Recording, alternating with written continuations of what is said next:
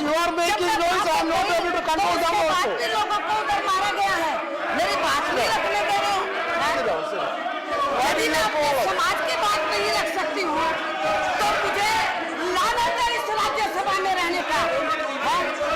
मैं आज से राज्यसभा से इस्तीफा देती हूँ। मुझे कोई इस हाउस में बैठने का अधिकार नहीं है।